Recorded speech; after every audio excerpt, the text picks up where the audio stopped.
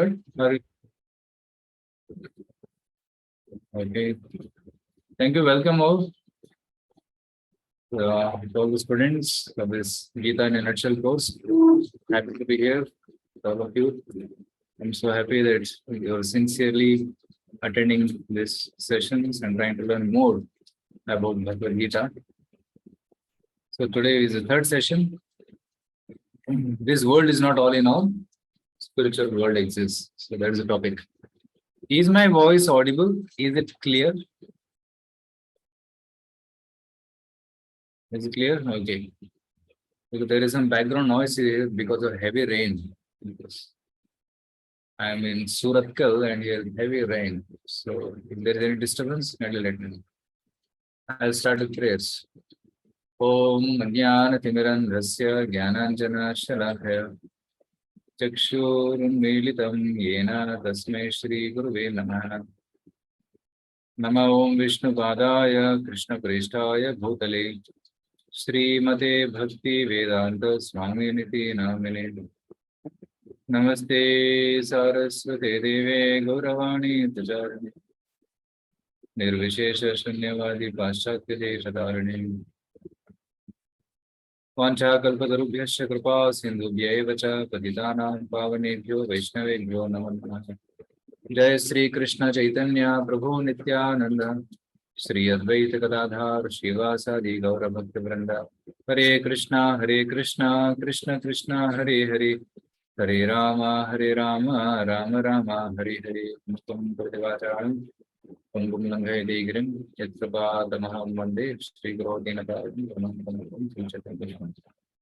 Hare Krishna. Today is also an auspicious day of Sri Guru Purnima. Guru Purnima is the day when we honor spiritual master. So on today's day, I'd like to honor my spiritual masters, the founder Acharya of ISKCON, His Divine Grace, A.C. Bhaktivedanta Swami Srila Prabhupada, by whose grace we have got very easy to understand Bhagavad Gita as it is. Srila Prabhupada translated all the Sanskrit verses into English and printed this book in many languages, more than 80 languages, and distributed all over the world. So that's a unique contribution of Srila Prabhupada.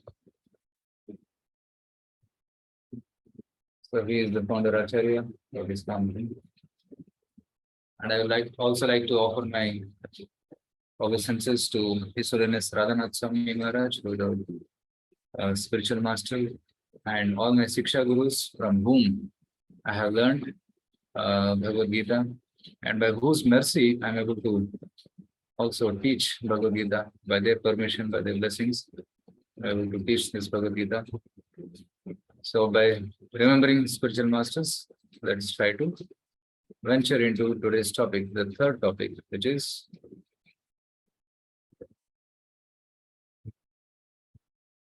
start sharing the screen.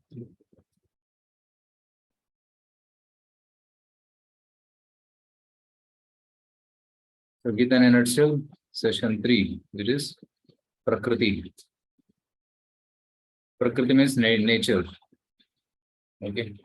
Prakriti. Prakriti means material nature, but there is Daivi Prakriti, which is called spiritual nature. So we'll try to discuss both material nature and spiritual nature. So this world is not all in all, spiritual world exists. This is today's topic. Yesterday, we discussed about this life is not all in all, next life exists. Before that, we discussed I am not all in all, this body is not all in all, spirit soul exists. So we are getting new information about spirit soul, about reincarnation, next life, and also the next world, the other world, the spiritual world. You've seen this photograph. There is this bright world, which is the world of spirit, the spiritual world. Is Goloka Vrindavan, the Vaikuntha Lokas in blue, is all the spiritual world. And here in one corner, you see there's a dark world with Mahavishnu creating this world. So that is the material world. So this is material world and there is spiritual world. We will try to discuss this topic today. So this topic is mentioned in Bhagavad Gita and elaborated in Srimad Bhagavatam. Okay. So let's try to study about this world first. Before studying about the other world, let's learn about this world where we are staying now. Just like for a person in the jail, it is important to know how to escape from the jail. Similarly, for a person in this material world, it's important to know about this material world, the characteristics of this material world, so that he can get the desire to go to the spiritual world. So in Kannada, there is a song by uh, Purandara Dasaru, who says, Allide namma mane, illi bande summane. He says, my world is there. My home is there. Real world is there. But I came here to do time pass. Simply. I came simply here. So let's try study about this material world. We are all searching for happiness. In this world, we are all searching for happiness. And we are trying to search for happiness in different things. Here you see this person is playing sports. And this person is drinking intoxication. And some people do rave parties, disco dance.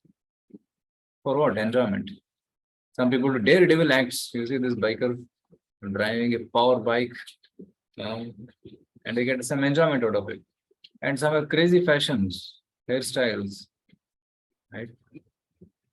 So people are trying to get happiness in improved facilities for eating, sleeping, mating, and defending. These are the 4 ways in which people are trying to enjoy. Ahara nidra bhayamaitunam cha. Mahabharata says that people try to find happiness in these 4 things: eating, sleeping, mating, and defending. But if you carefully observe, even animals also have these 4 tendencies. They also have fun. They also have family life.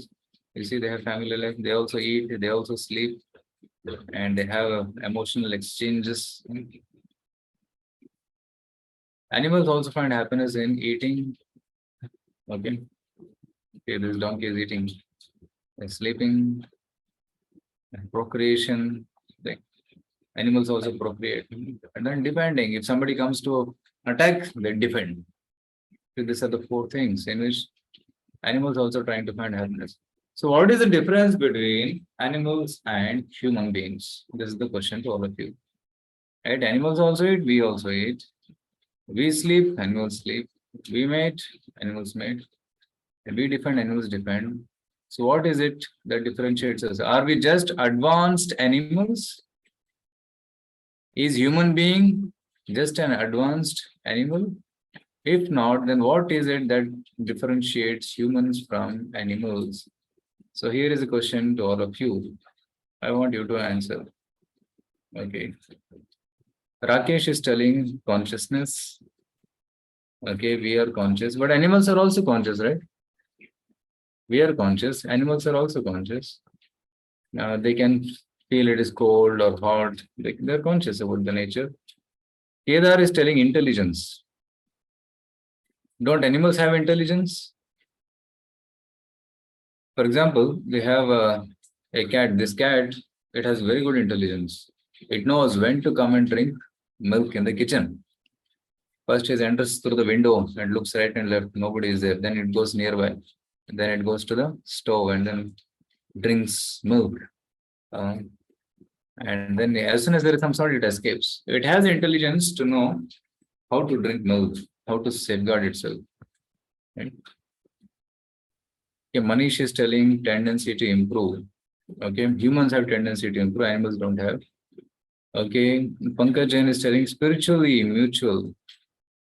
Okay, I think Pankaj is telling that humans can be spiritual, animals can't be spiritual. Very, very nice. You are very, very, very close to the answer. Very, very close to the answer. Almost reached the answer. Shanku Paul has the mind. Animals also have mind, but with their mind, they do only eating, waiting, sleeping, defending. Right? Humans also have mind. If we also do eating, waiting, sleeping, defending, then how are we different from animals? That is the question. Vijay Kishan is asking ability to question. Absolutely. We have ability to question, but animals can't question. Animals can question about where is my food, where is my mate, where is the place to sleep. Only these things they can question. But we can question about higher things. Yes, Kedar is telling to do bhakti. Yes, we can question about doing bhakti. How can we advance in spiritual life? Vijay Kishan is writing, ability to inquire about God. Perfect. So this is the answer. We have advanced ability to inquire about life, inquire about death, inquire about God. So we can, yeah, Aryan is telling humans can move towards moksha. Yes, we can only think about moksha. Humans are the only species who can think about moksha. Animals can't think of moksha. They only can think of eating, mating, sleeping, and defending. Okay. So thank you very much for all of your inputs. For example, you see every species has got a specialty. Eagle has telescopic eyes. Now horse. So what is a horse famous for? Right. Yes. You see a horse can run fast. Dog is very loyal to humans, right? So then there is elephant. Elephant is very powerful, strong, and it can lift heavy weights. Polar bear, it can sleep for 6 months. Cuckoo has beautiful voice. So every species has got a special characteristics. So what is the special characteristic of human being? So as we discussed before, human beings can inquire about God. Others can't inquire about God. See, so many species are there. Every species has got a speciality. Humans also have got a speciality which others haven't got. And speciality of humans is inquiry into God, inquiry about God. See, Western countries have reached the summit of material advancement, and they have luxurious houses to live, penthouses. They make big skyscraper buildings like Burj Khalifa, huge tall building. And they have jet planes in which they fly. They have smartphones, right? And is human being only two-legged, sophisticated, deluxe edition of animals? Or is he anyway superior to animals? Maybe. This is the question we should ask. In spite of all this advancement, unfortunately, modern day humans are full of stress, anxiety, depressed, dissatisfied, and above all, unhappy. So, this is where so technological advancement helps man enjoy better luxuries for better eating, sleeping, mating, defending, without offering any ultimate aim of life. This is sophisticated animal civilization. Sophisticated animal civilization. This is not advanced spiritual civilization, it is animal civilization. So this is a verse from Mahabharata which I quoted. Ahara nidra bhayamaitunam cha samanyamitat pashubhi narana dharmo hi tesham adhiko vishesho dharmena hina pashubhi samanah. So this verse tells the difference between animals and humans. First two lines talk about similarities between animals and humans. Similarity is ahara, nidra, bhaya, maithun. Ahara means eating, nidra means sleeping, bhaya means defending, maithuna means mating. Samanyam, common, between pashu and nara, between animals and humans. But what is speciality of humans? Dharmo hitesha madhiko vishesho. The speciality of human, visheshata of human being is dharma acharane, following dharma. Dharmena hina. But if a human being gives up dharma, dharmena hina, pashubi samanaha, he becomes equal to an animal. What is this dharma? The dharma is a word which has to be understood properly. Generally, it is a misunderstood term.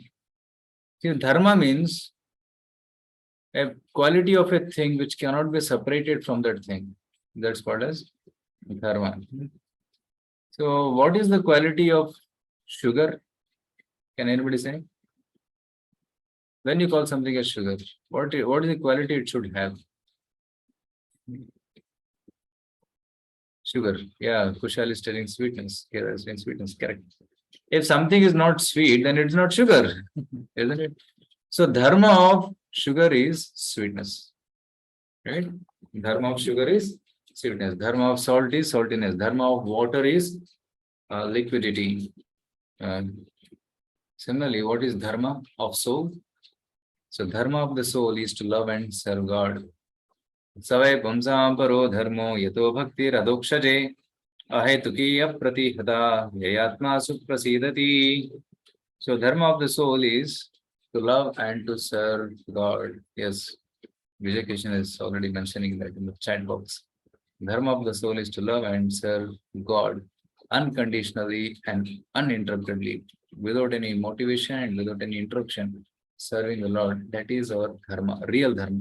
Like yesterday, somebody was asking, what is the real goal of human life? What is the real duty? So then I explained there are two duties, conditional duty and constitutional duty. Conditional duty is bhautika dharma. If somebody is a student or a parent or a teacher, they have these dharmas. Dharma of the teacher is to teach. Dharma of the student is to learn. Dharma of parents is to take care of the family, children. So they are all conditional duties. But paro dharma, the highest dharma, para means topmost. Paro dharma is to love and serve God. That is the ultimate duty. So that is the meaning of dharma. So animals can inquire about eating, sleeping, mating, and depending only. But human beings can inquire about life, death, and what happens after death. Like you are all attending this session here today because you have these questions to know about life, death, and beyond. But animals, have you seen any satsang where only animals are gathering? Okay, there's satsang. All the dogs, please come. We are having satsang. We're going to discuss about what is the goal of life. Never you can see that. Only human beings can have satsang. Animals will come together. When they see food, they'll come together to grab that food. Not to share the food, but to grab the food. So they only think about eating, mating, sleeping, depending. But humans can inquire about higher things. So this boy is reading Bhagavad Gita. Human being can only read Bhagavad Gita. Right? If some animal sees a book, it will eat it. It will eat the papers in the book. It doesn't have any meaning, doesn't it? But for humans, when you open this book, Bhagavad Gita, oh, such a meaning in this. Oh, we can understand the shlokas and read the shlokas, practice it, right? So human beings have higher intelligence to find out the cause of sufferings, to inquire the purpose of life, who am I, what is the goal of life, to harmonize our life with God and nature, and to attain eternal happiness. These are the four things. Like the animals have intelligence, humans also have intelligence, but animal intelligence is only for eating, sleeping, mating, defending. For example, when the birds get up in the morning during sunrise, they're chirping, chirp, chirp, chom, chirp, chirp, chom. What they're talking? Where is my food? Where is my grains? And they fly to search for food. But when human being gets up, he remembers God. He remembers Guru. He remembers God. Offers pranam. Then goes, takes bath, and wears fresh clothes. Comes to the temple, does puja, and then he does other things. Right? First he does dharma, and then after that he does eating, sleeping, other things. Eating and working. But animals, they only have one purpose: eating, sleeping, mating, defending. No higher purpose. Right? So, and we can think of harmonizing our life with God and nature, but animals, they just live the life mechanically. They are programmed to eat, sleep, mate, defend, and solve. The human life is a junction where we can decide to inquire about God and get promoted to higher life, and not to inquire about God and get demoted to the lower forms of animal life. Because if we don't inquire about God, if we don't have faith in God, then we do simple activities, we get demoted. And if we inquire about God, we get promoted to the higher life. And the highest promotion is Vaikuntha Loka. So these are the two things human beings should ask. Why am I suffering? In this world, I'm searching for happiness. Like till now we saw that we are searching for happiness. And we're trying to find happiness in eating, mating, sleeping, defending. But still I'm suffering. I'm not happy. Why I'm suffering? And where do I go after death? So these are the two questions we should ask.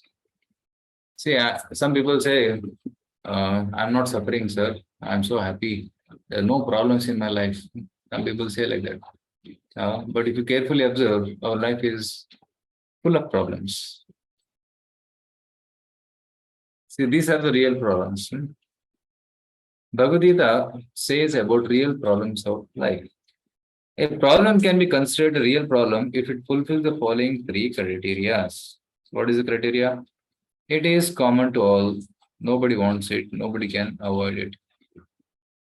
Okay, it should be common to all. For example, for a student, exam may be troublesome. He may think, "Hey, exam aa gaya. Oh, I don't want to give exam. I'm not prepared." So it's a problem for him. But for a person who is doing job, exam is not a problem for him. So these are all relative problems. Somebody may be having a shortage of money. He may think it is a very serious problem, but others may not have this problem.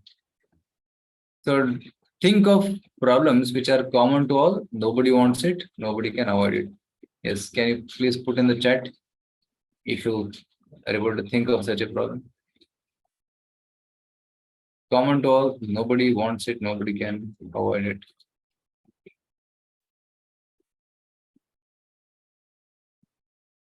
Okay, Anish Oraganti is telling death. Yes, it fulfills all three conditions. It's common to all. Nobody wants it. I don't want to die, but nobody can avoid it. Still, death comes to me. So this death fulfills the criteria. So one we have found out, that is death. As next one, Divya also resonates with Anish. She says death is the problem. That's true. So we have found out one. So the remaining three. Pankaj Jain is telling being materialistic. Everybody is materialistic, mostly. Very few are spiritual. But insults. Some people take insults seriously. Some people don't take insults seriously. Um, responsibility. Responsibility. Some people are happy to take responsibility. The responsibility, if it is taken with a good attitude, then it is good. Oh, I got one answer here. I got an answer here. What is that? Somebody told BP and diabetes. Yeah. So we can put this in the category of disease. Okay. Is there anybody who has never got any disease? Yeah, Harshita is telling us diseases. Correct. So disease is a second problem. Okay. First one is death, then disease. Okay. Then Kushal is telling birth. Yes, that's also a problem, real problem. Because birth is also a problem. I'll show you some video by which you'll understand that birth is a problem. Ups and downs in life, that's also relative. Ups and downs in life. Vijay Kishan is telling old age. Yeah, old age is the fourth problem. Correct. So we have got all the problems here: birth, death, old age, and disease. Right? Birth and death, B and D. In between there is old age and disease. So these are the four real problems: Janma, Mrityu, Jara, Vyadhi, Dukkha, Darshanam. These are the four problems of life. Krishna tells this in the 13th chapter, shloka number 10. So, Janma, Mrityu, Jara, Vyadhi, Dukkha, Darshanam. And we won't remain young forever, but we become old. Nobody can avoid. Old age is a problem. No one wants to get old. So cosmetic industry is flourishing because of fear of old age, and they're making millions of dollars. Our body grows old. And we want to remain healthy, but diseases come and trouble us. We never want to die, but unfortunately death comes and it gives us pain. And disease, right? Disease comes inevitably, starvation and death finally. So these are the four real problems: birth, death, old age, and disease. So are there any solutions to this problem? Can you solve this problem? Has any doctor stopped death? No, right? Nobody has stopped death. Doctor can prolong death. Maybe if he's going to die today, he may prolong it by 1 year. So nobody can stop. Right? Can we stop old age? Yeah. Hairs become white with old age, but we can put a hair dye, but we cannot grow black hairs again. Right? Now, teeth may fall due to old age, and they may put dentures and they may hide their old age, but they cannot stop the old age. Aging cannot be stopped. Right. So Pankaj Jain is telling, Raghavendra is telling, no, no, Harshita is telling, no, we cannot solve these problems. Nobody has ever solved these problems till now. Right. So, but Bhagavad Gita gives a solution to these problems. So let's see what is the solution. Somebody has already mentioned here, Lokesh has mentioned, yes, that bhakti. And bhakti is the way we can solve these problems. Bhagavad Gita 13.8 to 12, it says, birth, death, old age, disease are the real problems. A person who knows that these are the real problems, he is in knowledge. Because once you identify a problem, then you can solve it. So the problem with this material world is these are the real four problems, and we have to solve these problems. And if you analyze our life, we are tormented by sufferings, right, due to our body and mind. Sometimes heart attack, sometimes tension, right? Sometimes suicide. It's called as adhyatmika klesha. Right? Sufferings due to body and mind. And stress. So that is Adi Atmika. Atma means body and the mind. Then there is Adi Bhautika, like the insects biting, bed bugs, and boss, the pickpocketer, terrorists. These are Adi Bhautika Klesha. Klesha means sufferings. And then there are the Daivika Klesha, like natural calamities, disasters, cyclones, hurricanes, floods. They are Adi Daivika. Daiva means nature. Sufferings due to nature, or called Adi Daiva. Sometimes droughts.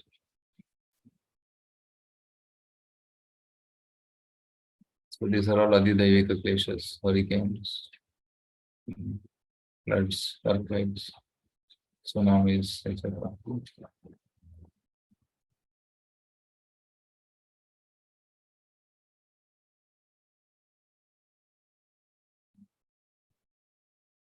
So although we have got advanced technology at our disposal, but still we are not able to solve these problems.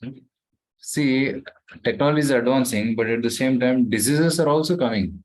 Nobody had heard about Corona, it came. Nobody had heard about Ebola few decades back, it came. Swine flu, chikungunya, then there is, what is it? Another, AIDS was not heard of 1 century ago, it came, new disease. So we're trying to solve one problem, but we are creating another problem. Right? Dukkha aushadam, tadapi dukkham. Solution to one problem becomes another problem.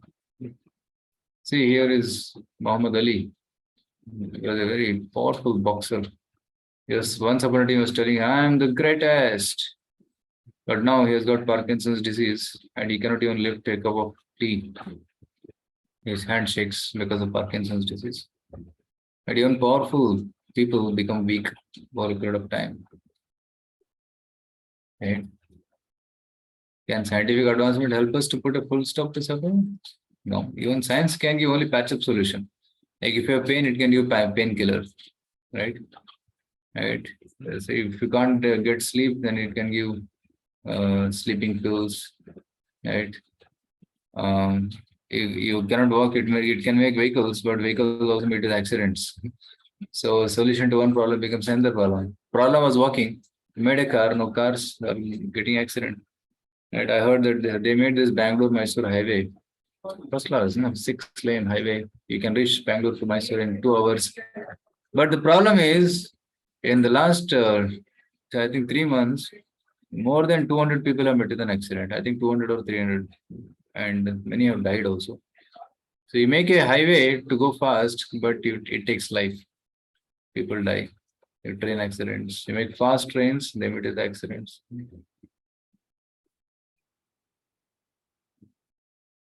And you make factories, it leads to smoke. As a see, this is a mountain of tires. So many tires are dumped here.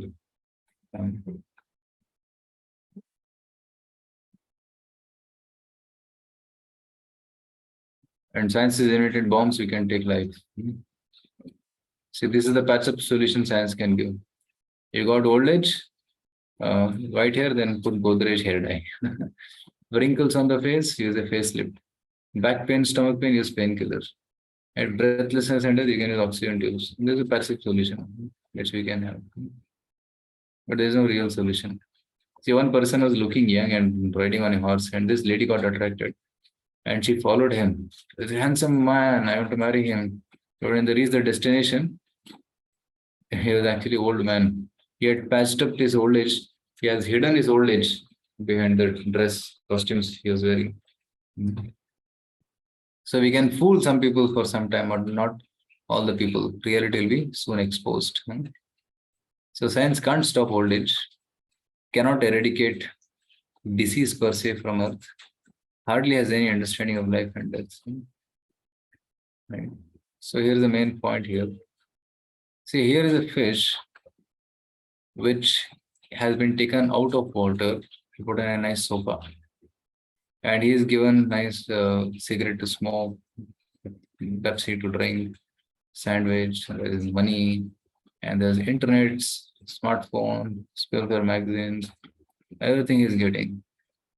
Now, can you say, will the fish be happy with all these facilities? What do you say? Can this fish be happy with all the facilities? Okay, say no. Yeah, many are saying no, never, no prophecy, correct. So the fish cannot be happy. What does the fish need? What does the fish need? Yeah, Kushal says water, water, water, पानी चाहिए. मुझे internet नहीं चाहिए, मुझे खाना नहीं चाहिए, मुझे पैसा नहीं चाहिए, मुझे पानी चाहिए बोलता है. He needs water. Similarly, our situation is also like fish out of water. The soul is like the fish. The soul was originally with God, serving God. But when he left the service of God, he came to this material world. And here we are trying to enjoy eating, here we are trying to enjoy gadgets, laptops, mobiles, playing games on mobiles, thinking I'll be happy.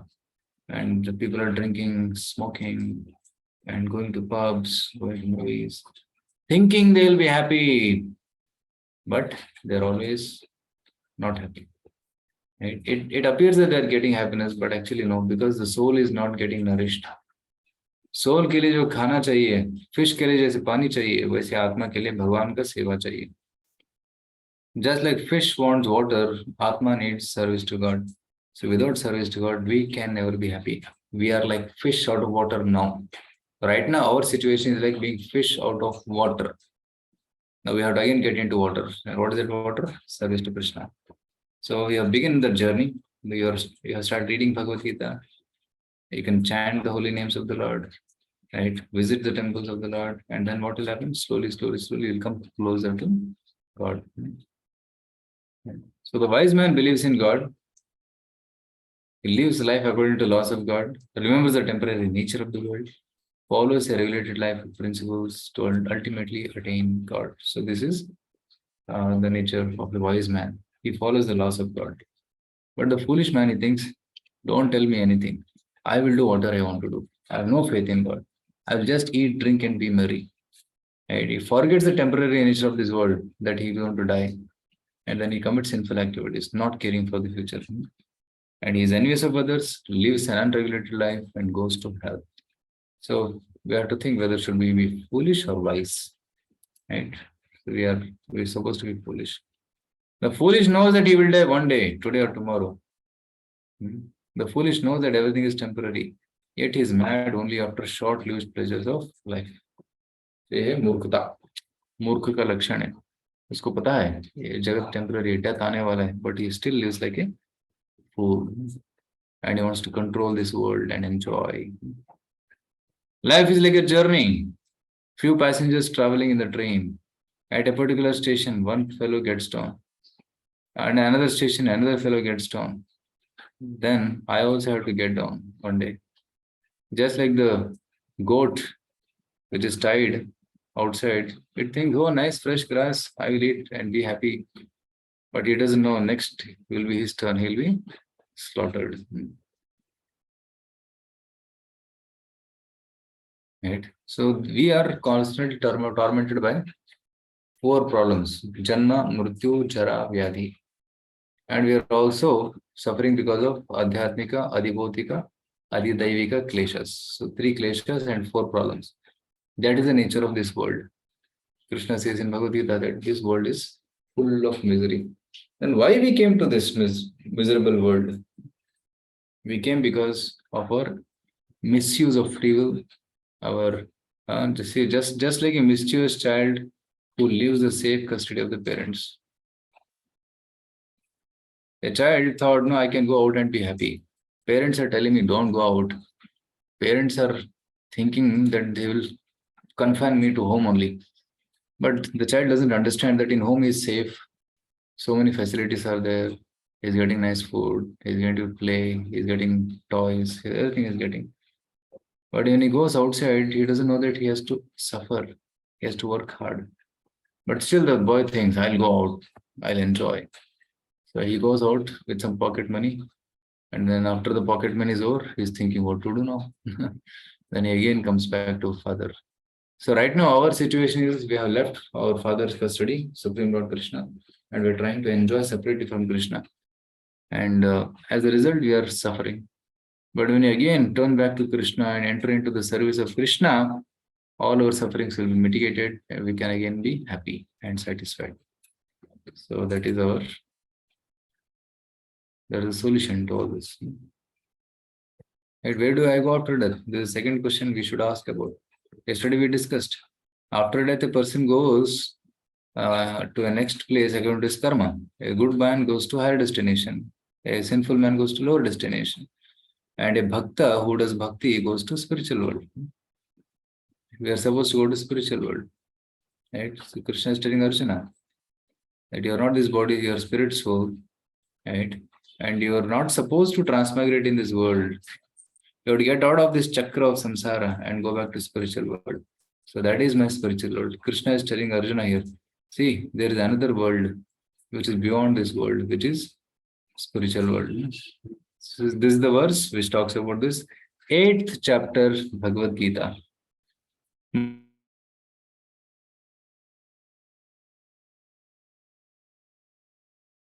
Mamupetya punarjanma samsadhim paramam. Krishna is telling here Dukkhalayam. This word Dukkhalayam.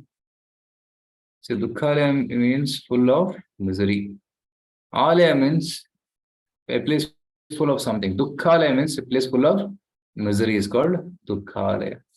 Like Himalaya means it's full of snow. And Murgalaya means full of animals. Similarly, Dukkhalaya means full of misery. So Krishna is telling this material world is full of misery. And not only full of misery, misery means we already discussed 4 problems and 3 sufferings. So that is Dukkhalaya. Not only it's Dukkhalaya, it is also Ashashvatam. Ashashvata means temporary. Shashvata means eternal. Ashashvata means temporary. So this material world is temporary. This material body is temporary. This material world is temporary. Like everything in this world is temporary. My body can live for maybe 60, 70 years, average 60, 70 years. Building can last for maximum 100 years, cement building. A stone building can last maybe 1,000 years. Stone structure, like temples, 1,000 years it can last. And maybe whole material world can last for millions of years. After that, it is destroyed. Bhutva bhutva praliyate. 8th chapter Gita, Krishna says, as whole world is created, bhutva bhutva praliyate. It's created, maintained, and destroyed. It's created, maintained, and destroyed. Created, maintained, and destroyed. So this material world is temporary. It is not permanent. Napnuvanti mahatmana samsiddhim paramam. But those who go to spiritual world, mamupetya, Krishna is telling here, mamupetya means after coming to me. So I'm repeating it, mamupetya. So person who goes to spiritual world, he never comes back again to this material world. Mamupetya punarjanma naiti. Napnuvanti. Mamupetya. If you come back to my spiritual world, punarjanma napnuvanti. You will not get this material world because you have attained the ultimate destination. Paramam. Paramam means supreme. Paramam Gataha. You have attained the supreme destination. That's why you don't have to come back to this material world again. You're able to understand? So, what is this spiritual world? Krishna talks about in future also.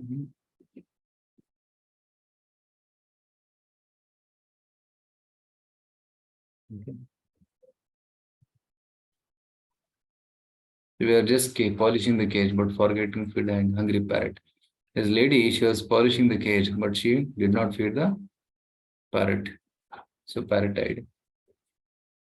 So we are taking care of this body, but are we taking care of the soul? Can you just tell me how are we taking care of this body daily? What are we doing for our body, our dear body?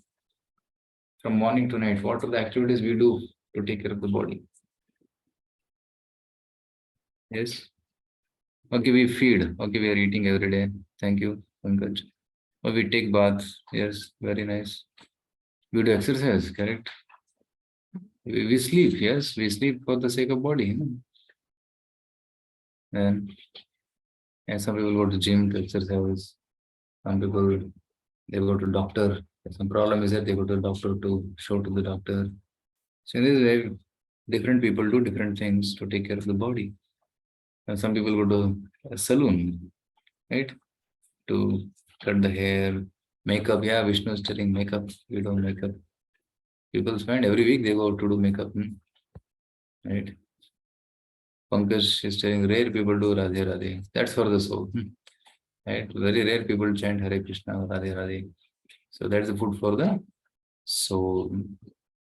What are we doing for the soul whole day, right?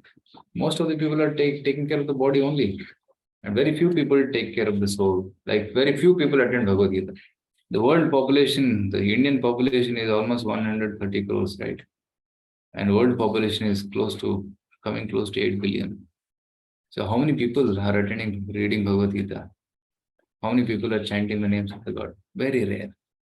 Very rare. Manushyanam sahasreshu. Krishna says in Bhagavad Gita, Manushyanam sahasreshu kashchid yatati siddhaye. A very beautiful verse from Bhagavad Gita, which says that devotees are very rare. It's 7.3 Bhagavad Gita. Manushyanam sahasreshu kashchid yatati siddhaye. Yatadamavi siddhanam kaschinmam veti tattvataha. Right. Out of many thousands among men, one may endeavor for perfection. And of those who have achieved perfection, hardly one knows me in truth. And so this shows that 1 in 1,000 person tries to know who is God, may come for Bhagavad Gita class. And among 1,000 such people who come for Bhagavad Gita class, one person becomes a pure person. One person really understands what is Bhagavad Gita. That's what Krishna is telling here. 1 in 1,000,000, right? 1 in 1,000,000 actually knows me in truth, Krishna says. So that's why to know Krishna as it is, tattvataha, is very rare. Only by mercy of Krishna we can understand Krishna tattvataha. So that's the piece. Now here comes, till now we discussed about material world only. Now let's discuss about the spiritual world. Now here is a question for all of you.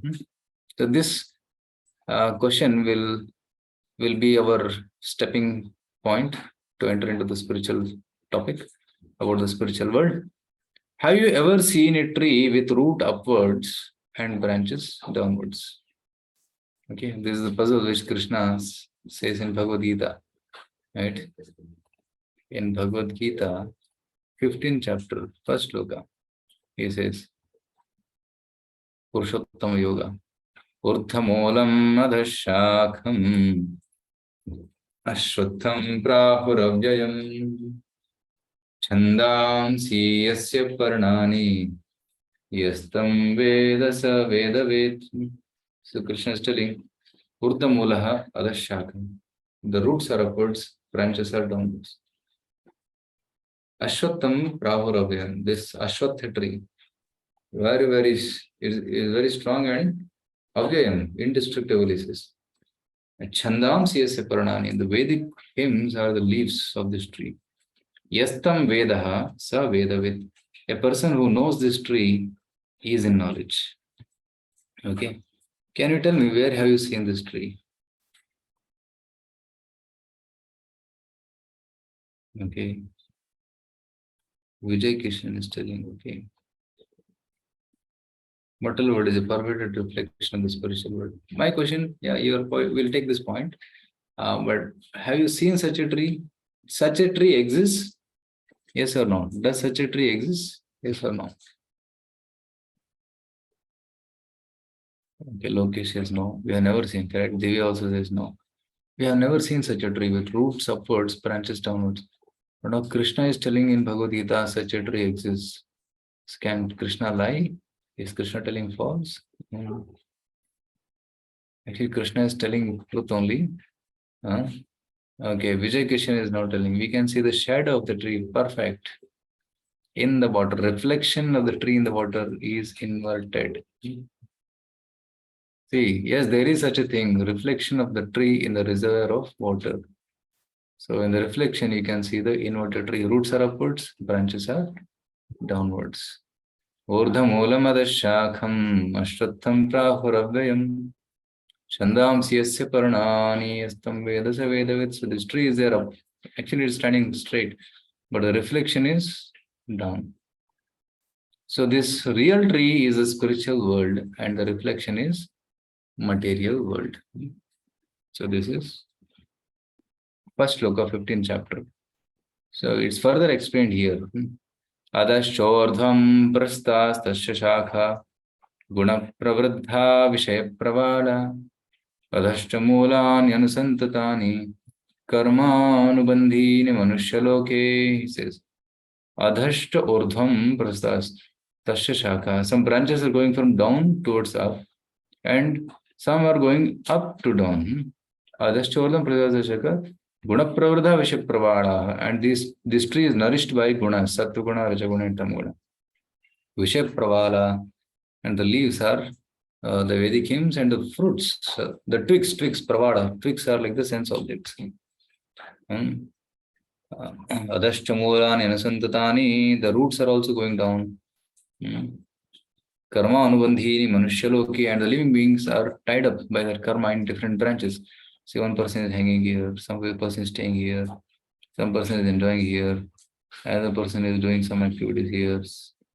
Dharma, artha, kama, moksha. See, Vedic hymns are here, liberation is here, top is liberation. Right? There is dharma, there is artha, there is kama, then there is moksha. So very few people are looking for liberation. And you will see some devatas on the top, heavenly planets are devatas. Topmost is Brahma, Satyaloka. So this tree, inverted tree, the material world starts from Satyaloka. Satyaloka is like the root from where the world starts. And then there is Svargaloka. And different branches are Sarvaloka, Mahaloka, Janaloka, Tapaloka, Satyaloka. And then there is earth where people do dharma, artha, kama, moksha. And then there are lower planets where there are hellish things. Right? So impious acts and goes to hell. So in this way, it is a metaphorical representation of the material world. So which gives an idea of how people are there at different places, different levels, and they are going up and down. Right? Sometimes person from lower branch goes to upper branch by climbing the branch. Sometimes from upper branch, a person goes to down or down by doing sinful activities, like snake ladder game. And you climb a ladder, go up, and you bite, snake bites you, come down. It's like that. The person goes up and comes down. So that is the material world. This whole thing is the material world. And then you see some blue thing here, that desire. Above that, there is spiritual world. When we desire to enjoy separately from the Lord, we come to this material world. And when you again want to serve the Lord, we go back to spiritual world. Spiritual world is like a real mango tree on the bank of the river. And the reflection is a material world, imitation. Our material body is a bad copy of our spiritual body. Just like there is real marble, then there is fake marble. Real currency, fake currency. Real mango, imitation mango. Real spiritual beauty, material beauty. Right? So real beauty is in soul and Krishna, but material beauty is ugly, not very attractive. It may appear attractive for some time, but not all the time. Even Miss Universe also becomes old and becomes unattractive. There was a film actress called Marilyn Monroe, very, very famous actress. She once was combing her hair in the mirror and she saw white hair. She got scared. White hair means I'm becoming old. My beauty will go away. My fans will leave me. Then I'll be left alone. She went into depression and she committed suicide. So right now we are in this metal world, which is like negative axis. You see here, the whole thing is the whole tree, inverted tree is metal world, and then there is a desire on which the metal world is reflected. Spiritual world is reflected as a metal world in the mirror of this desire. So this metal world is full of suffering, janma, mrityu, chara, vyadi, and then there is adhyatmika, devotika, devika, kleshas. And if one attains liberation, then there is peace. That's 0, 0. Suffering, material world is suffering, negative axis. Then there is 0, 0, which is liberation, moksha. And then there is spiritual bliss, ananda, which is spiritual world. Okay. In spiritual world, there is only ananda, ananda. Happiness, unlimited bliss and happiness is there in spiritual world. Chintamani prakara sadma sukalpa vrikshaha लक्षावृतेषु सुरभिरविपादयन्तम् Lakshmi सहस्रशतसम्भ्रमसेव्यमानं गोविन्दमादिपुरुषं तमहं भजामि. So Brahma Samhita describes the spiritual world as full of bliss, full of chintamani, and where Krishna is enjoying with his friends, with his cows, with his devotees. There's only Ananda there. There's no duties to do. There's no responsibilities, material responsibilities. There's no school. There's no college to go. There's only Ananda. Just play with Krishna, enjoy with Krishna, serve Krishna. That's all. That is spiritual world. That's Parama Ananda. But material world, very heavy responsibilities, full of anxiety, full of suffering. That is material world. And in between spiritual world and material world, there is Brahma Jyoti, which is like neutrality, the stage of neutrality, where there is neither have suffering nor there is spiritual bliss, but there is Shanti. Om Shanti, Shanti, Shanti. Shanti hai. Shashvat Shanti hai. But if, he's not able to experience Ananda. So that's why sometimes from Brahma Jyoti, people again drop back to material world because they're looking for Ananda. And because they're not able to go to spiritual world, in Goloka or Vaikuntha, they come back to material world again.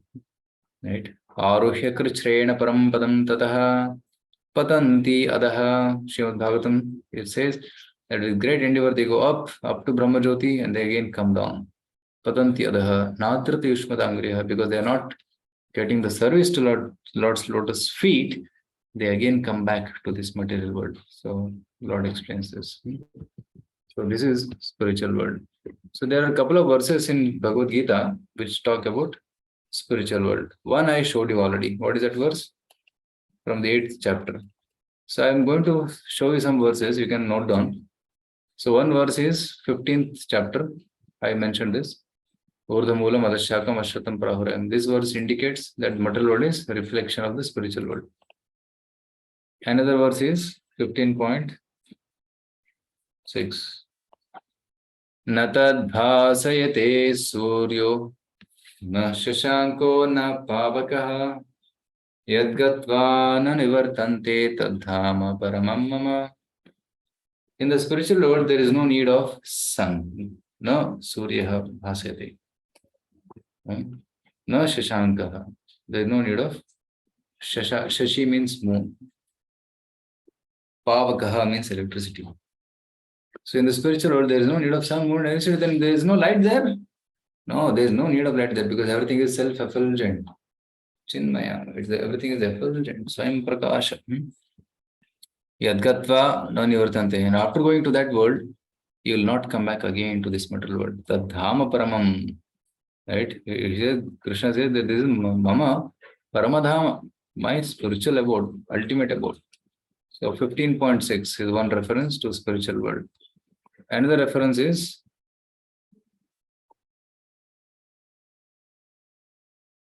8.15, which I already told you. Mam peti punarjanma dukkhale mashashvatam apnoti mahatmana Samsiddhim paramam gataha. So this also talks about spiritual world.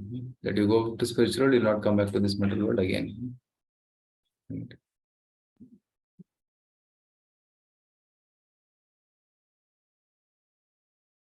Another verse.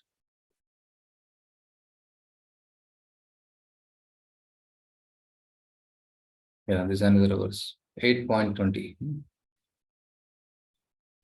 So 8.15, 15.6, 15.1, then 8.20. Parastasmatu bhavonyo avyakto vyaktat sanatanaha यह स सर्वेषु भूतेषु नश्यत्सु न विनश्यति. Krishna says here, yet there is another unmanifest nature which is eternal and is transcendental to the manifested and unmanifested matter. Right? So there is another unmanifest nature which is a spiritual world, which we cannot see, which is eternal, transcendental. It is supreme and never annihilated. See, the spiritual world is never destroyed. Material world gets created and destroyed, created and destroyed. When all this world is annihilated, that part remains as it is. Right? So even if material world, it was pralaya, spiritual world, nothing happens. It is eternal. Srila Prabhupada writes here, Krishna's superior energy, spiritual energy is transcendental and eternal. It's beyond all the changes of material nature. See, in this material world, there is always changes happening. But in the spiritual, there is no change. So changes of material nature, which is manifest and annihilated during the days and nights of Brahma. Krishna's superior energy is completely opposite in quality to material nature. Superior and inferior nature are explained in the 7th chapter of Bhagavad Gita. So Krishna tells us. In the 7th chapter beginning, 2 verses, Krishna talks about superior nature and inferior nature. So these are some of the references of spiritual world in Bhagavad Gita. Krishna just indicates the existence of spiritual world in Bhagavad Gita. But in other scriptures like Srimad Bhagavad Purana and other Puranas, more descriptions about the spiritual world are given. And Brahma Samhita describes spiritual world. Srimad Bhagavatam 3rd canto, 2nd canto, 10th canto describe the spiritual world elaborately. So in this way, other references can be seen to understand more about spiritual world. Okay. So today, in essence, what we discussed is this material world is not all in all. Spiritual world exists. So we started with discussing that in this material world we are trying to be happy, and we came here to find happiness. We came here to be happy, separate from Krishna. But in this material world, you are tormented by Janma, Mrityu, Jara, Vyadhi, Adhyatmika, Adhibhautika, Adhidaivika kleshas. And science and technology is not able to solve these problems. You're tormented. And then we also discussed that there is another world which is full of happiness. Allide Nama Mane, live in this money. That is my real home. Spiritual world is my real home. But I simply came to this material world forgetting Krishna. Now we are again supposed to go back to the spiritual world. How to go back to spiritual world? By the practice of bhakti. By the practice of devotional service, one can go back to bhakti. Right? So if one practices silent meditation, he may go to peace. But if one practices bhakti yoga, he may go up to Goloka, which is spiritual bliss. Okay. So tomorrow when we come, we will see, I am not all in all. Supreme God exists. Okay. We'll talk about more about Krishna, more about spiritual world in tomorrow's session. And who is Krishna? How he creates this world? What are his duties? What is his personality? And how we can re-establish our relationship with him. That we'll see tomorrow. Okay. So now if there are any questions, we can take.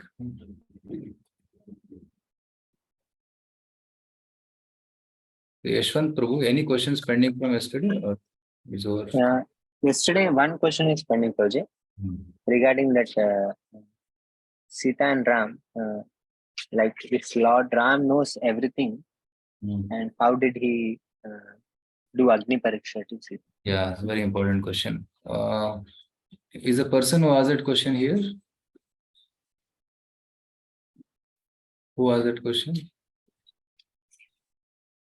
I could not. If note he it. or she is, yeah, if you are here, you can just say yes or something. Yeah, so that person who has asked the question can hear it directly. Of course, this question is relevant to all. Okay, maybe he or she is not here, I guess. Okay. So what we can do is we can just inform in the group that this question was answered in the timeline, so that he or she comes to know. Okay.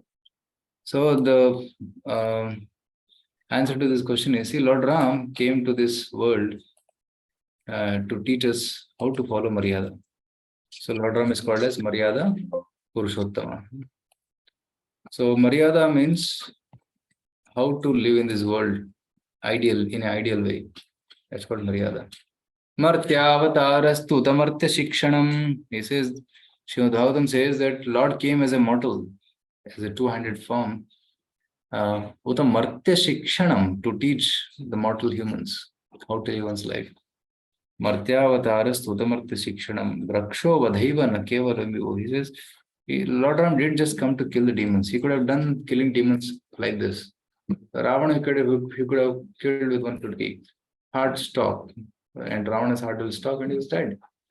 Lord Ram did not have to go to the forest. He did not have to make the bridge, cross the bridge, and fight with Ravana, kill him, and get back Sita. He didn't have to do all this. But he had a plan to engage monkeys in his service.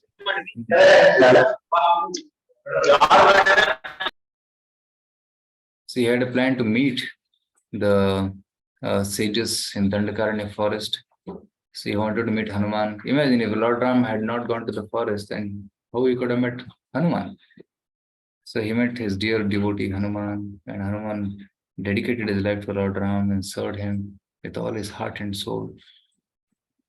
So, and at that time, they were in Panchavati. You know, where is Panchavati? Panchavati is in Nasik. In Panchavati, they were staying. Vata means trees, Vata Vriksha. There are 5 trees there, and there they were staying. And at that time, one golden deer came, and the golden deer was alluring Sita, and Sita wanted it. And Lord Ram went behind to get the deer. So at that time, actually the deer was a demon, and then Lord Ram killed the demon, but the demon shouted, "Lakshman, help me!" So then Lakshman, actually Lakshman knew that nothing can happen to Lord Ram, but Sita Devi was in great anxiety. Lakshman, please go and help Lord Ram. And Sita Maya, nothing will happen to Lord Ram. But Sita said, "No, go, you should go." And Lakshman put the Lakshman Rekha and he went. So now what happened is interesting. Why I'm telling you all know this story, but one part is not known to people. What happened was, the original Sita went into the custody of Agni, and there came a Chaya Sita. And then when Ravana came for Bhiksha, he asked Bhiksham Dehi. So Chaya Sita came and gave Bhiksha to Ravana, and then Ravana kidnapped Chaya Sita. So one whom Ravana kidnapped was not original Sita, it was Chaya Sita, a shadow of Sita Devi, who is called as Vedavati. Vedavati in the past life, Ravana tried to molest her. So at that time, Vedavati cursed Ravana, saying that I will be cause of your death. So Vedavati came as Chaya Sita, and Ravana kidnapped Chaya Sita. Original Sita was safely in the custody of Agni. So 1 year, Sita Devi stayed in Ashok Vatika. Now Ravana did not force Sita Devi, because if he forced Sita, then he will die because of the curse of Vedavati. Because Vedavati said that if you force any other woman, you will die. Voluntary, if some woman comes to you, you can enjoy. But if you force somebody, you will die. So that's a 1 year he waited, and after 1 year, he wanted to cut Sita and eat his breakfast. So at that time, Lord Ram, he was searching for Sita. He made this pastime of searching for Sita, that how a husband should protect a wife at any cost. One should not leave a wife unprotected. even to the extent of going and making a bridge and fighting with Ravana, he should do. So Lord Ram wanted to teach this lesson that a husband should protect his wife and wife should be loyal to husband. And even in Ashok Vatika, Sita was always thinking of Lord Ram and never she got a desire to enjoy Ravana. She was very chaste. So and then Ravana, so Lord Ram comes, makes the bridge, then kills Ravana. So all that, I'm just fast forwarding many things. And then Sita Devi was brought in front of Lord Ram. And Lord Ram was so happy to see Sita Devi. Sita was also in great ecstasy to see Lord Ram. Actually, Vedavati also wanted Lord Ram as husband. So, but in next life, Vedavati came as Padmavati and Tirupati Balaji married Padmavati. So that fasting is also there. So here, she came and Lord Ram said, actually Vedavati, Sita Devi, you have to do Agni Pariksha. I know that you are very pure. I don't have any doubt. But people may have some doubt in their mind that if somebody is staying in another man's home for 1 year, how is it that she can maintain purity, right? So then it's doubtful that somebody can maintain purity for 1 year in somebody else's home. So then Sita Devi agreed to give us Agni Pariksha. And then Lakshman was told, Lakshman, because Lord Ram told Lakshman with tears in his eyes, he made the wood and fire and lit fire. And Sita Devi, with folded palms, thinking, meditating on the lotus feet of Lord Ram, she entered into the fire. She entered into the fire, started walking in the fire. Nothing happened. And she crossed the fire and came out. Actually, when she entered, Chaya Sita went back to the custody of Agni, and original Sita came out from the fire. And not even one scratch or one burn was there on the body of Sita. This proved to the whole world for all future to come that Sita Devi is pure. She is spotless. She is pure character. So Lord Ram wanted to show the glory of Sita Devi to the whole world. See my wife, so chaste she is. She doesn't even have a bad thought in her mind. She's always loyal to me. So that Lord Ram wanted to show to the whole world.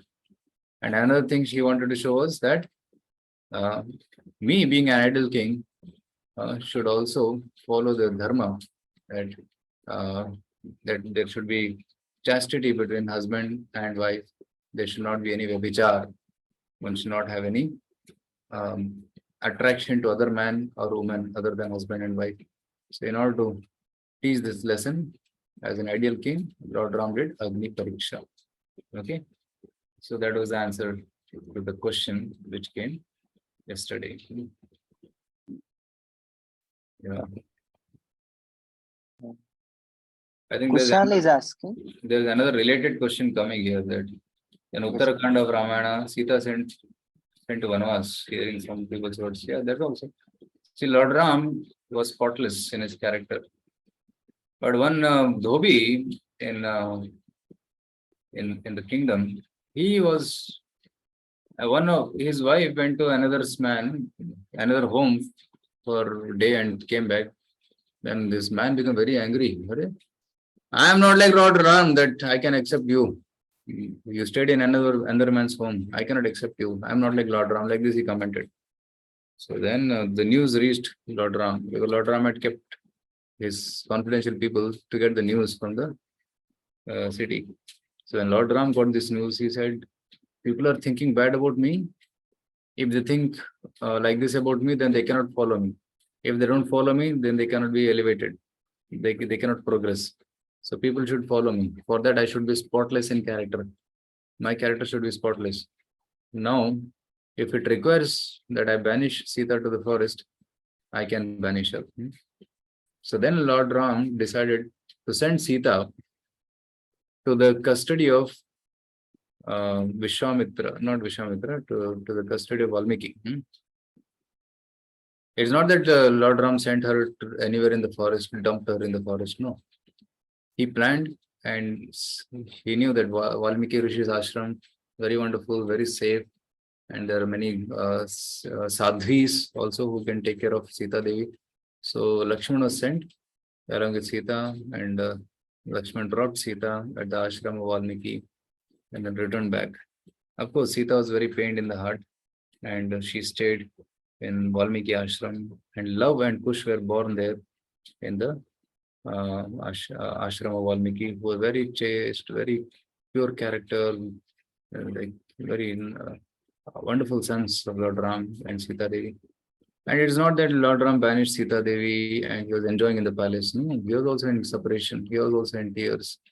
And then he was in the palace when he was doing yajnas. He made golden murti of Sita Devi, and with golden murti of Sita Devi, he was doing yajnas, because when you do yajnas, wife is supposed to be present. So both husband and wife together do. So in this way, they did yajnas and pujas in the he did like that.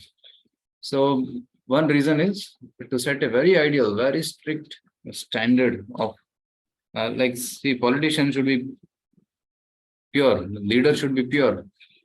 They should not have any bad character. But nowadays, you see, people have murder cases on them, people have corruption cases on them, but still they are becoming ministers. That should not be like that. People of pure, ideal character, who have no blemish on their character, they should become leaders. Then people will salute them and follow them. We have leaders like that, very few, but majority have many, many black spots on them. Right? Somebody is a drunkard, somebody is a smoker, somebody is does corruption, and somebody is a meat eater. So they are not having good character.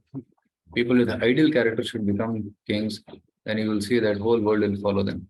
So Lord Ram was wanting Ramarajya. Ramarajya means a ideal kingdom where nobody is doing any sinful activities. Everybody is pure, clean. There's no natural calamities. There's no drought. There is no flood. There's no diseases. Actually, in Ramarajya, there is no diseases, no floods, no droughts, no overheat. There's no too much cold. Everything is prosperous. No shortage of grains, abundant honey, abundant milk, abundant food, abundant fruits, water. Everything is abundant. That is Ramarajya.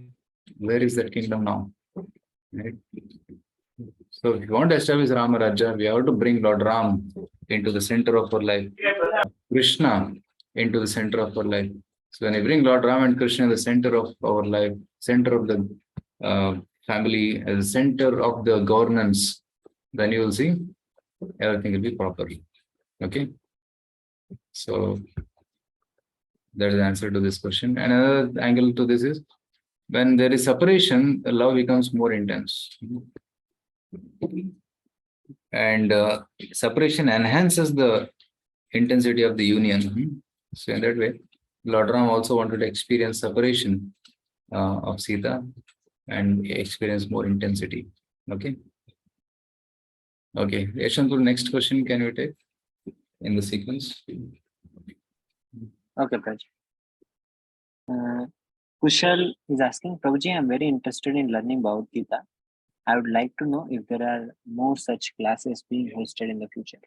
Yes, we will host more such classes. This was just introductory course, Bhagavad Gita in a nutshell. But you have to open the nutshell and eat the grains also. And there's vast knowledge. Every word of Gita we have to study. We have systematic courses where we study shloka by shloka, all the shlokas of Bhagavad Gita, and get a more thorough understanding, practical application. And we have some camps, we have outings where we come together physically as well.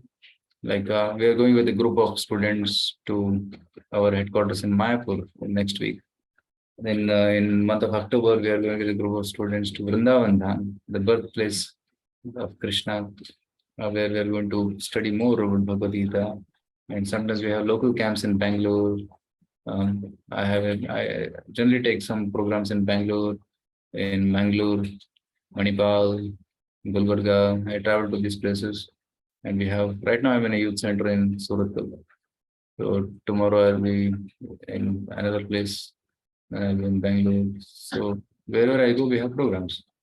So in future, those who want to study more, I'm sure all of you would like to attend more, study more deeply this Bhagavad Gita. So stay connected, so you will get to know more about these sessions. Okay. Balaji is asking, sir, why Bhagavad Gita is most important in your life? Yeah, Bhagavad Gita opened my eyes because still there's 4 topics which we're discussing. And before reading Bhagavad Gita, I was thinking I'm this body. There's no more existence apart from this body. But after reading Gita, I understood I'm the soul. I'm not this body. Body is just a cover on the soul. Then I was thinking this material world is all in all, but now I understood spiritual world also exists. I was thinking this life, that's all. After death, nothing is there. But Gita taught me next life exists.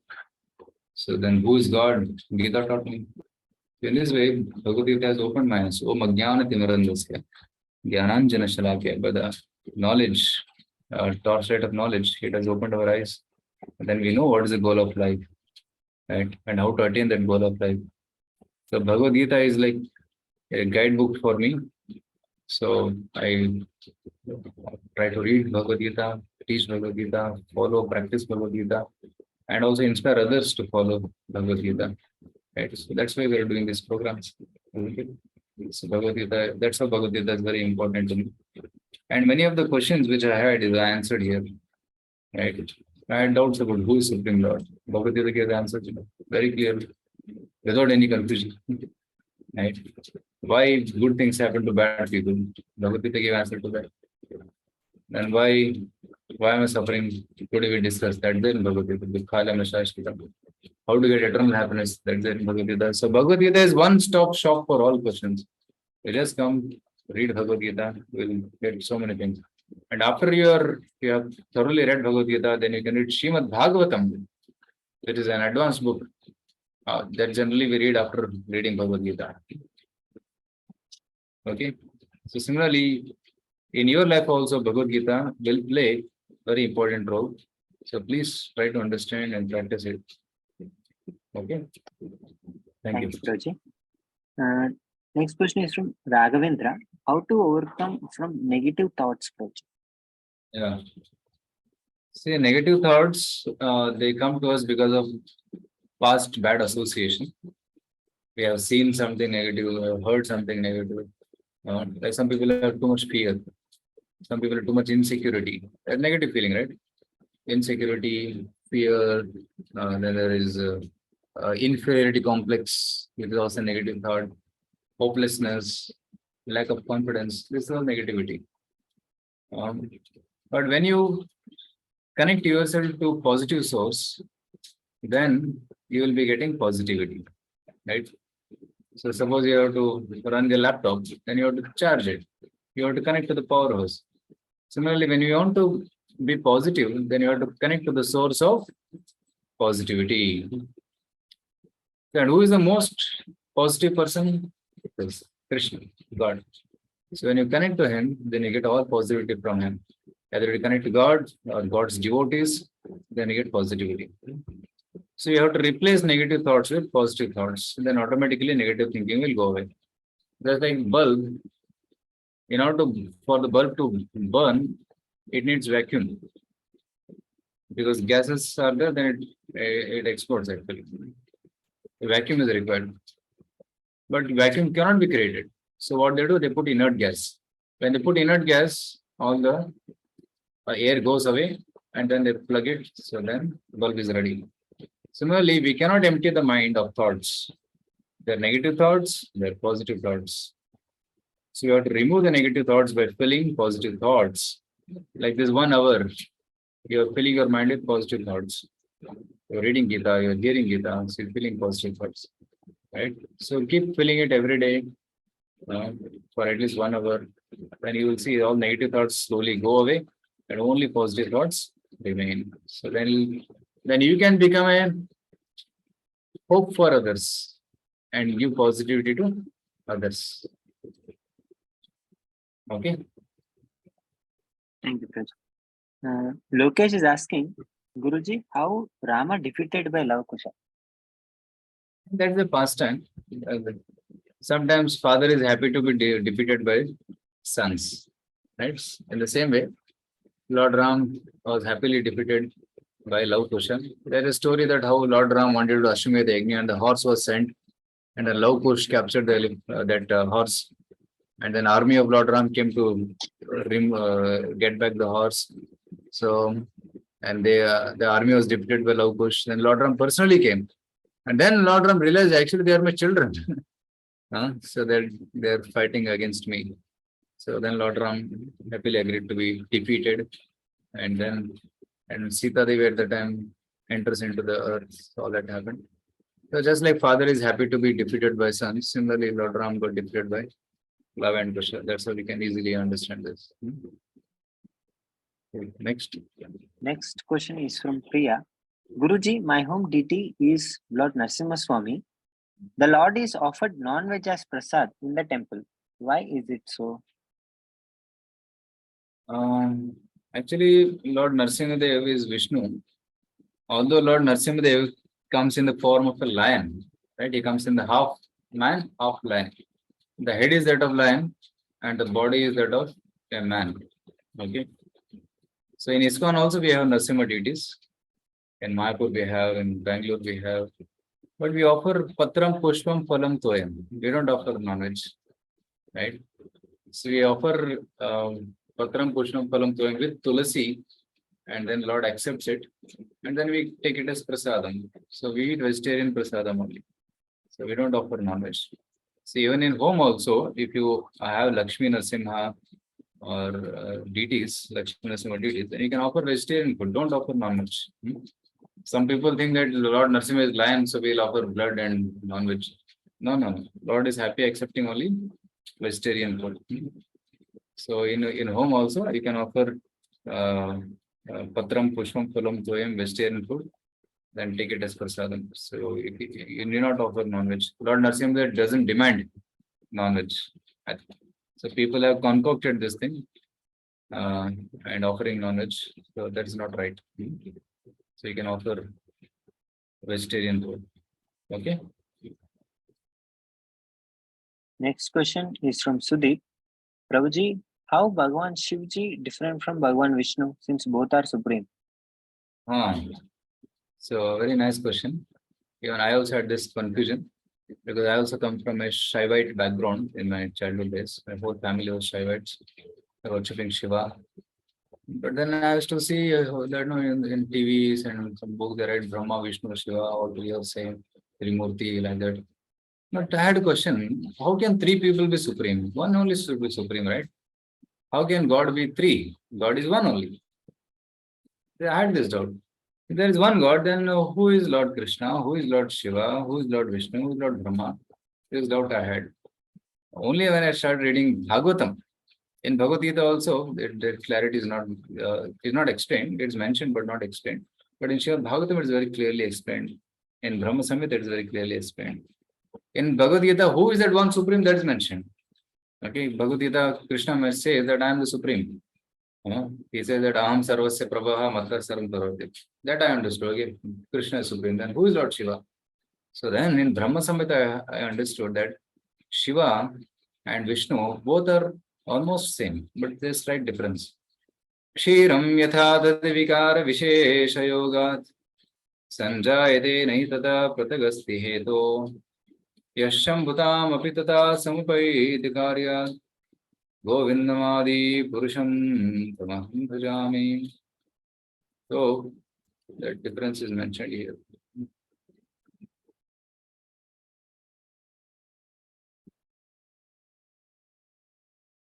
This is Brahma Samhita 5.45. Kshiram means milk. Yatha dadi vikara vishesha yoga. Kshira becomes dadi, means curd. By vishesha yoga, by special mixture, you put some acid, then it becomes curd. Sanjayate nahi tata pratigasti heto. But in one sense, milk and curd are same, but still the effect is different. If you take milk, it has different effect. If you take curd, it has different effect. Right? But both are same. They're coming from their same product only. Similarly, Yah Shambhutam Apitata Samupeti Karya. Similarly, Shambhu or Shiva is like curd and Vishnu is like milk. Govindamadi Purusham Tamaham Bhajami. So milk transforms into curd. Similarly, Lord Vishnu or Krishna transforms into Lord Shiva, specifically for the purpose of maintaining or creating, maintaining, and destroying this material world. Okay. So Lord Vishnu directly doesn't deal with the material world. So to deal with the material world, Lord creates Shiva, and Shiva comes in contact with the material world. Lord Vishnu or Krishna doesn't come in contact with material world. When they want to contact material world, they expand into Shiva, and Shiva and Durga, they become the father and mother of the material world. Okay, that's what is explained in Brahma Samhita and Srimad Bhagavatam. Okay, so that's why we worship Shiva and Parvati as mother and father, right? So they create or they produce all the living entities in this material world. So they become the father and mother in material world. In spiritual world, Radha Krishna are our father and mother, original father and mother. So for purpose of maintaining this material world, Lord Vishnu or Krishna transforms into Lord Shiva. So that is the difference between Krishna or Vishnu and Lord Shiva. Okay.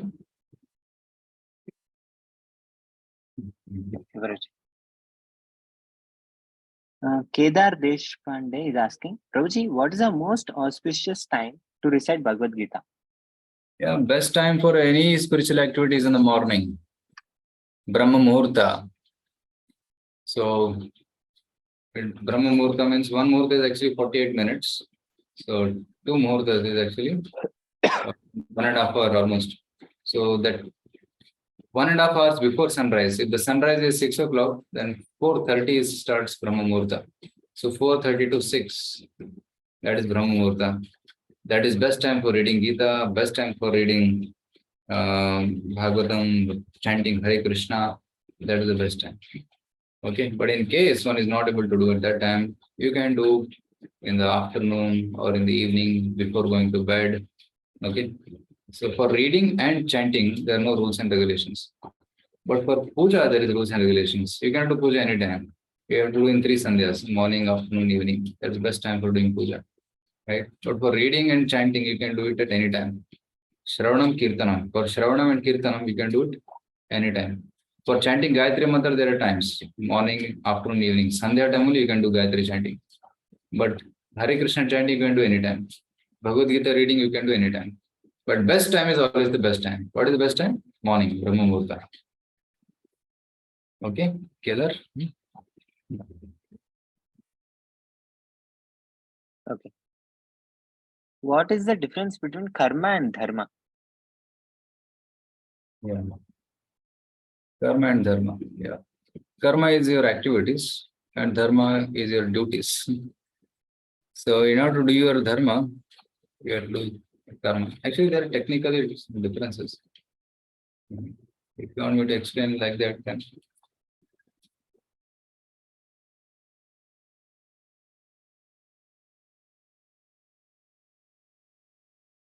the karma is nothing but activities. Okay. So there are different kinds of activities. There is vikarma. Vikarma means what? Sinful activities. And then there is karma. It's your duties. And then there is akarma. Akarma means it's spiritual activities. Vikarma means simple activities like killing, stealing, drinking, smoking. They're all vikarma, simple activities. For that, we have to suffer. And then there is karma. Karma means prescribed duties. Okay. I'll discuss about it. And akarma means spiritual activities. Activities which do not give good or bad result. They are called akarma, like chanting Hare Krishna, reading Bhagavad Gita, Bhagavad Gita reading, chanting Hare Krishna mantra. That's all spiritual activities. They don't generate any sinful or good karma. They give bhakti karma actually. They give sukruti. But in karma, there are further duties, and this is generally called as dharma, ordinary dharma, samanya dharma. For example, I'll write shortcuts here. There is Brahmana, there is Kshatriya, there is Vaishya, and Shudra. For each of them, according to their nature, the karmas are prescribed. So doing these karmas is their dharma. For Brahmana, there is reading, and then teaching. Right? He has to teach. Patan. He has to do yajna and encourage others to do yajna. Patan, yajan, yajam, dana, pratigraha. So that is duties of Brahmana. And Kshatriya, he has to give protection to others. That is dharma. So you cannot say no. If somebody comes for shelter, he should protect. And Vaishya, what is his dharma? His dharma is Krishi, then Go, Raksha, and then Vanijya, business. So Vanijya, sorry, I'm handwriting. I'm just using my thumb to write. And then there is Shudra. Shudra is a service to all. So Shudra has to do service to all Brahmana, Kshatriya, and Vaishyas. So doing these prescribed duties, that's called as ordinary dharma. And then doing spiritual activities is called as Paro Dharma. Yesterday I was telling Paro Dharma. Okay. And doing this ordinary duties is called Varnashrama Dharma. Because according to Varna and their ashramas, specific duties are prescribed. So that is Varnashrama Dharma. So in this, you can try to understand this word karma, dharma in detail. I can tell more, but I think this is sufficient for me. Okay. Next question is from Athidi Gowda. Prabhuji, why did Bhishma and other warriors who were there on dharma did not save Draupadi during Ustra? Yeah, Bhishma was there, Dronacharya was there, Kripacharya was there, Dhritarashtra himself was sitting there. So many people are there in that Sabha of Hastinapur. So at that time, gambling match is going on. When the gambling match, Yudhishthira Maharaj lost one by one everything. He lost his kingdom, he lost his gold, he lost his horses, elephants, chariots. He lost his brothers, he lost himself. Then he lost Draupadi as well.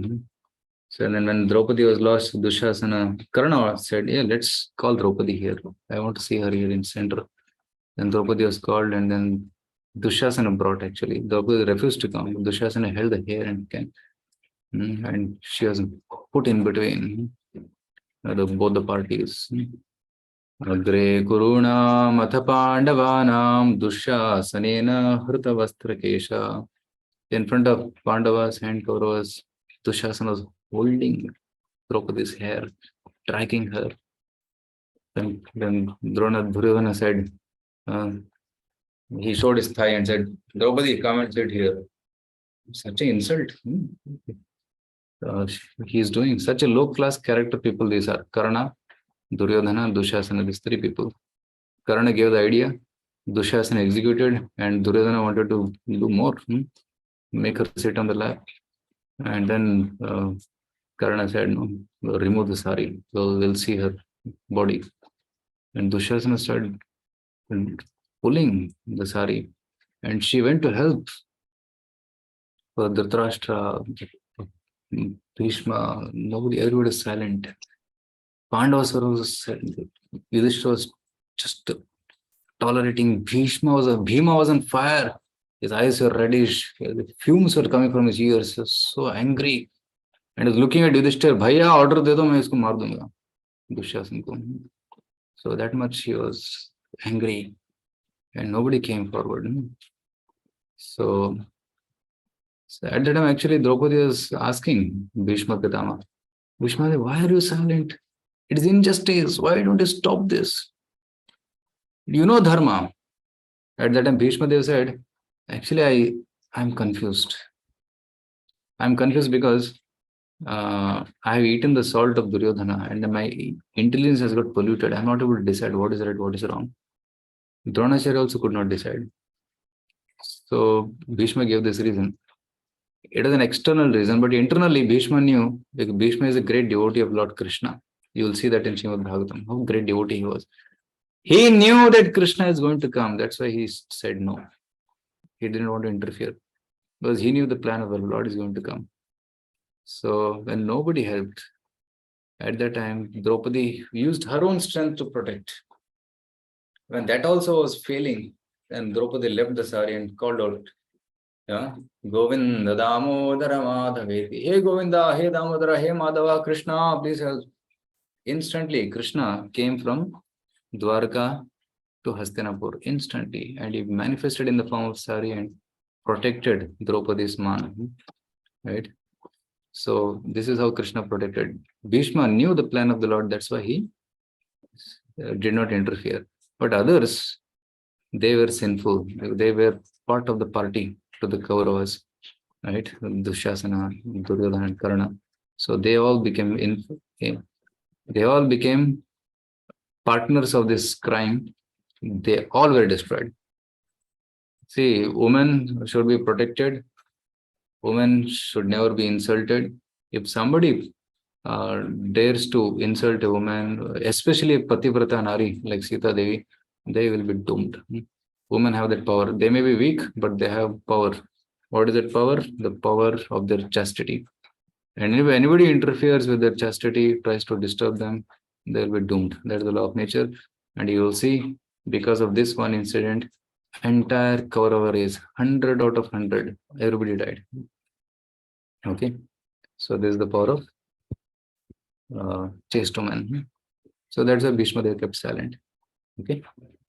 Hare Krishna. There is one more question from Sagar. Hmm. Why these activities is differentiated by caste, Brahmana, Kshatriya, Vaishya, Shudra? Regarding that, he's asking. Yeah, so caste is also another thing which you should properly understand. So caste is described, actually Krishna didn't create caste system, he created Varna. Now caste is different, Varna is different. First keep that in the mind. So this Krishna tells in Bhagavad Gita 4.11.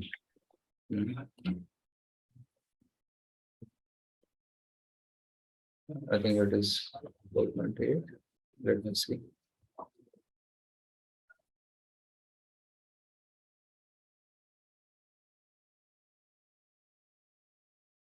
.13.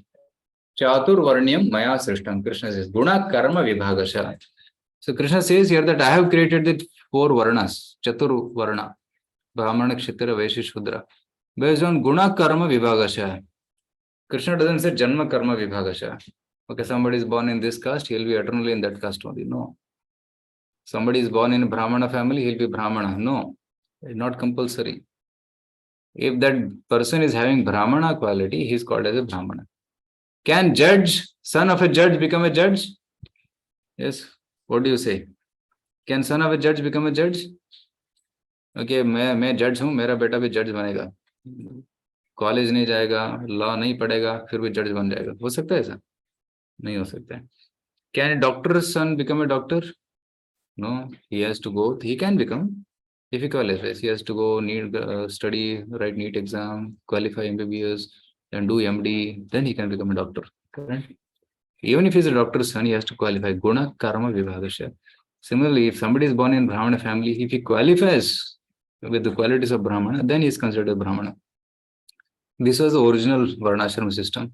If somebody is son of Kshatriya, and he is having qualities of Kshatriya, he can become a Kshatriya.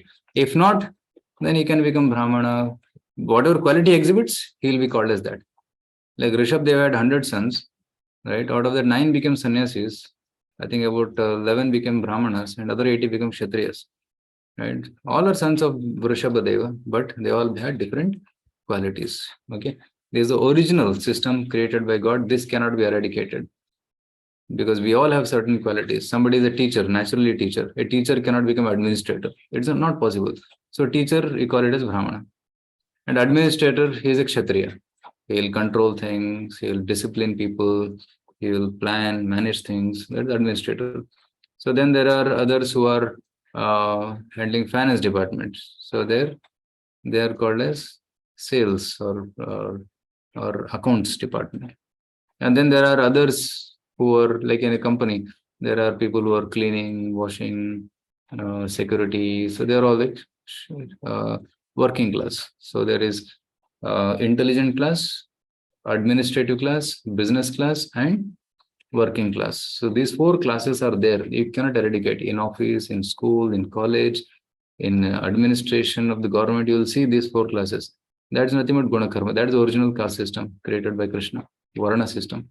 But over a period of time, it became deteriorated, and Janma, birth became the criteria. So that is a problem.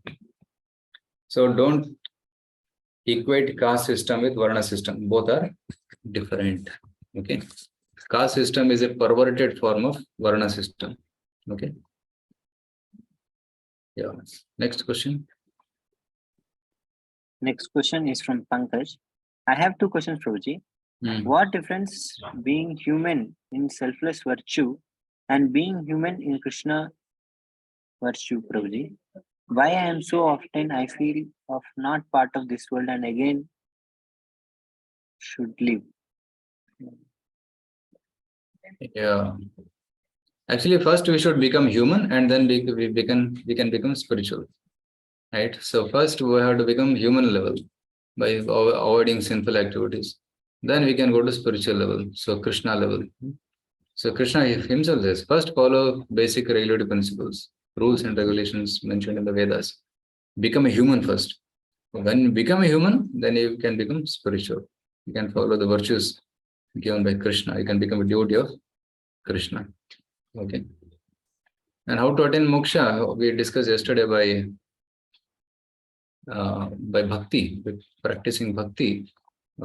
So easiest way is chanting. Tomorrow I'll discuss more about japa, chanting. By doing that practice daily, one can very quickly become free from all sufferings of this world, and one can also go to spiritual world. So we'll discuss more about this tomorrow as well. Sagar is asking in the Draupadi Vastraharana, Pandavas were present, but they did not do anything. So they are sinful. Why did Krishna help them? Okay. See, Pandavas, they were, especially Yudhishthira Maharaj. Let's see Yudhishthira Maharaj. Because all are subordinate. All the five Pandavas are following Yudhishthira Maharaj. Yudhishthira Maharaj is Dharmaraj. Now he lost everything. He lost himself. Then he lost Draupadi. After he lost Draupadi, then Draupadi came and she asked a question. See, Yudhishthira Maharaj, how can you lose yourself first and then lose me? It's not possible. This is not right. Then she asked Bhishma, is this right? After losing himself, he has staked me and then he's losing me. This is not proper.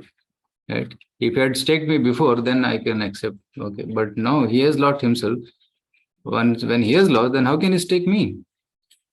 So she asked this question to Yudhishthira Maharaj. Yudhishthira said, I'm also confused. And Bhishma said, I'm also confused. So at that time, again, when Vastraharana was happening, so at that time, Yudhishthira also did not do anything because he also knew that Krishna is going to protect. That's why he did not do anything. But later on, you will see that so many times Yudhishthira Maharaj and Pandavas protected Draupadi again and again. Now, the Vastraharana is a special case because Krishna was interfering here. Krishna wanted to show that my devotee, somebody who is my devotee, he can never perish. He personally came. It is miracle actually. Everybody is wondering what happened. Suddenly Sari came, unlimited Sari. Dushasana also became tired. So in this special case of Vastraharan, because Krishna was personally going to interfere and these exalted souls, they knew this, they kept silent. And in this way, Draupadi was glorified. Krishna was also glorified as Bhakta Vatsala. And even now we remember this pastime, right? So, and Krishna and Pandavas, they're very intimate. They're cousins. And they were like one family. They knew each other very well. And Pandavas knew that Krishna is going to come.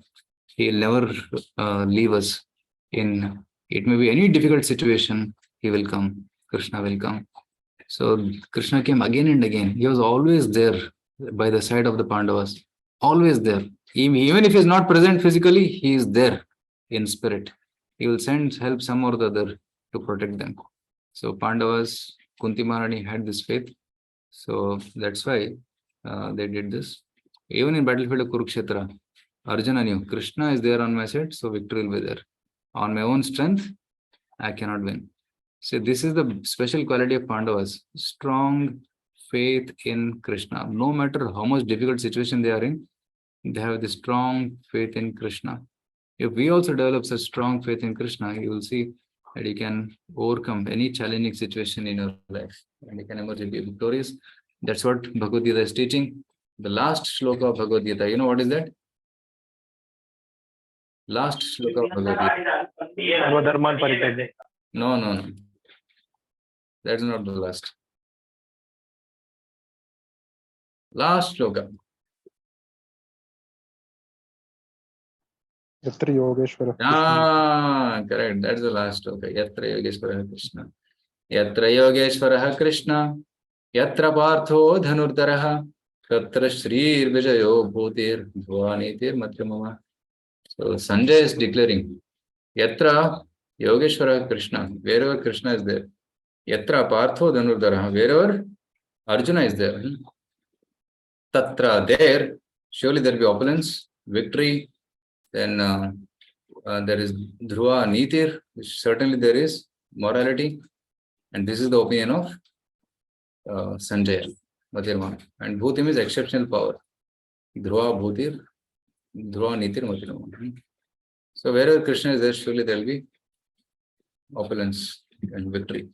So that's what we have to take lesson, that Krishna came there and protected Draupadi. And we should also have faith that if we hold on to Krishna's lotus feet, Krishna will help us cross over all difficulties. Okay.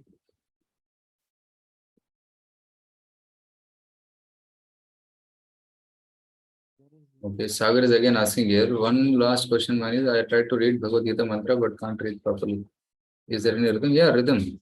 Anushtup. There is Anushtup Chanda in which you have to recite. So Yashwantpur can share the recording. There is a rhythm. You can keep hearing this recordings. Then what will happen? You will memorize it. Yatra Yogeshwara Krishno Yatra Partho Dhanurdaraha Tatra Shrir Vijayo Bhutir Dhruva Nitir Matirmama. In this way, there's meter. When you read in this, listen in this meter, then you can easily repeat it. So you keep hearing the audio.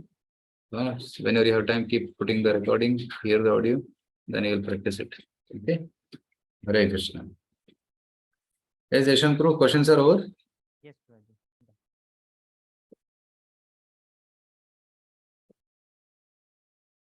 questions are completed, Prabhuji. Questions are over, no? Yeah. Okay. So then we'll meet tomorrow, and tomorrow's session we'll have it at 7 p.m.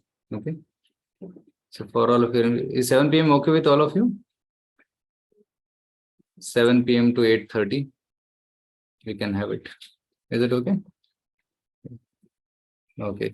Many are saying, yeah, they're saying yes. So Yashwantpur can put it in group also, so that tomorrow's session will be at 7 p.m. Okay, Prabhuji. Okay. Thank you. Hare Krishna.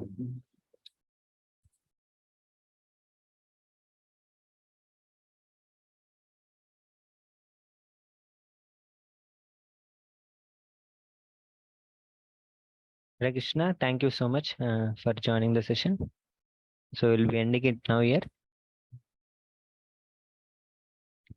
Krishna.